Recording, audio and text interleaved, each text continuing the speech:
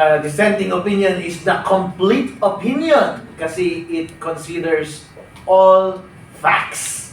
And the fact is, may legal question na sinasabi na rin ng Supreme Court na hindi niya alam muna ang sagot.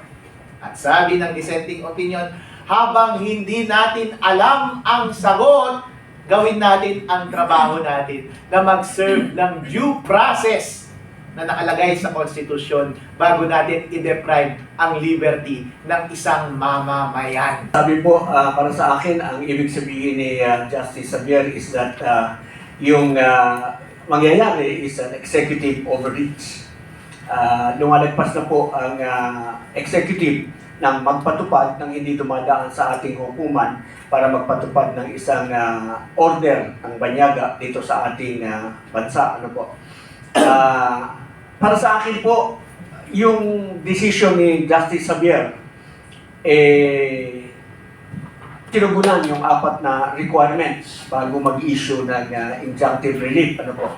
Kahit na ito ay extraordinary, para sa kanya, extraordinary na nga yung panahon. Ito na nga yung panahon na dapat natin siyang bigyan ng relief because hindi pa tayo nakakapag-decide sa main case. So in the meantime, we should grant him the protection of the law by granting the injunctive relief that he's praying for. Kasi para kay Justice Javier, kompleto yung 4 na requirements to grant him his request for a TRO. May meron tayong gusto sanang idagdag sa tatalakayin natin ngayon na umaga Kapeli.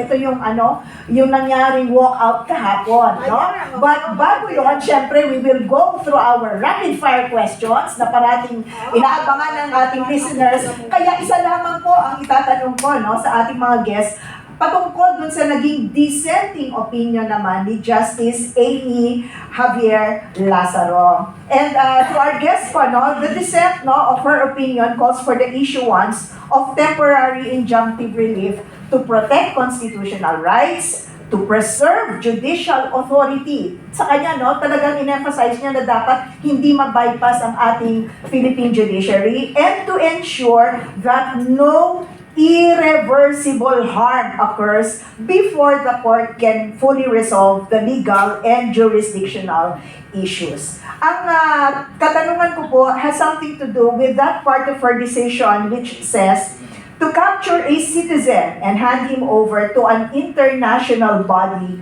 by executive fiat is to usurp the judiciary's exclusive constitutional role and to erode the bedrock principle of separation of powers. So ano po bang ibig sabihin ng kanyang pahayag na to na maaaring ma-usurp daw po ang role ng Philippine courts? Attorney Harold. The dissenting opinion is the complete opinion kasi it considers all facts. And the fact is, may legal question na sinasabi na rin ng Supreme Court na hindi niya alam muna ang sagot. At sabi ng dissenting opinion, habang hindi natin alam ang sagot, gawin natin ang trabaho natin na mag-serve ng due process na nakalagay sa Konstitusyon bago natin i-deprive ang liberty ng isang mamamayan. Ganun lang kasimple. Very good. Attorney Garcia? Ang sinasabi po, para sa akin, ang ibig sabihin ni Justice Xavier is that yung mangyayari is an executive overreach.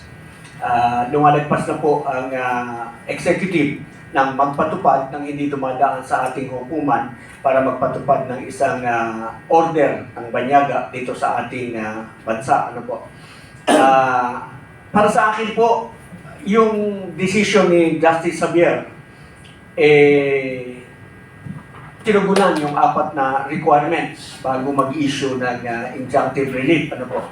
Kahit na ito ay extraordinary, para sa kanya, extraordinary na nga yung panahon. Ito na nga yung panahon na dapat natin siyang bigyan ng relief because hindi pa tayo nakakapag-decide sa main case. So in the meantime, we should grant him the protection of the law by granting the injunctive relief that he's praying for. Kasi para kay Justice Javier, kompleto yung apat na requirements to grant him his request for a TRO. Yun po, at para sa kanya, pag pinayagan nila through silence, that is an executive overreach para sa kanya. Yung pabayaan na lang natin na another Filipino is thrown away and abandoned in some foreign country, surrendered to a foreign jurisdiction. Well said. Okay, Kapeni. Yes. We're going to the most awaited portion of our Yes. Ito program. na po ang pinakaabangan ng lahat sa atin pong kapiyan sa PDP, ang rapid fire round. At sa kanilang dalawa po natin ito ibabato yung mga question na ito, no? Sunod-sunod lang, sagot tanong, para talaga masagot nilang lahat to. Number 1, is this a constitutional issue or political issue? Attorney Garcia, please. Constitutional. How about Both. you? Yes. So number 2, should Philippine courts come first? Yes or no? Yes. Citizens come first. Is ICC cooperation valid? Yes or no? Yes. ICC is a piece of shit. Okay. Number 4, sovereignty or accountability? Sovereignty. Both, but in serving accountability, it should follow due process. Is this a due process issue? Yes or no? Due process, yes. Includes due process issue, but by the whole, it's a political and constitutional issue. Was the TRO denial expected? No. Expected because everyone in the government is corrupt. Ouch! Who has the stronger opinion, Leonan or Lazaro Javier? Lazaro Javier.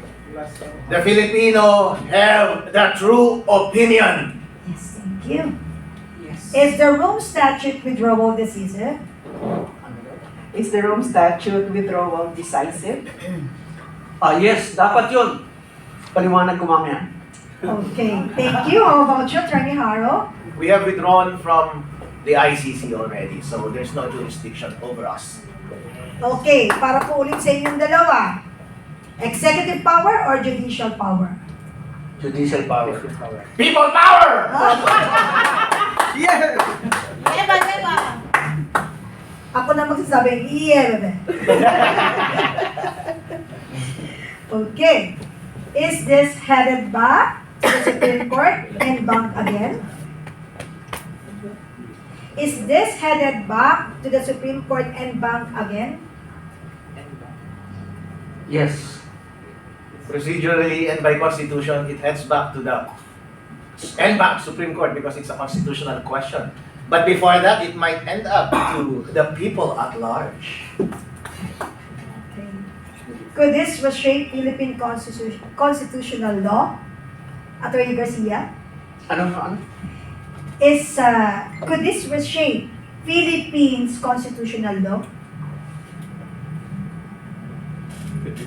Itong decision po. Itong... We are talking about the decision, sir. Ano, hindi. This is part of, yung ano natin judicial process natin. So, it's not restrictive, it's educational, it's for the benefit of us all, ultimately. Yeah. Philippine jurisprudence is imperfect. It may add to the imperfection. Is arrest possible even without local warrant? No. No! Is this ultimately a test of sovereignty? Yes. A test of integrity on the part of our Supreme Court justices. Is international law now unavoidable in Philippine litigation?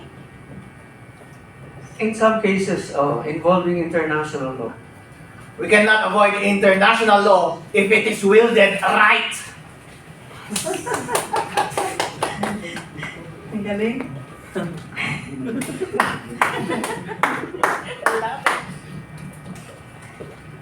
Last, landmark case. Yes or no? Yes. Yes, and it's shameful. Ay, nako, pinapawisan talaga ako.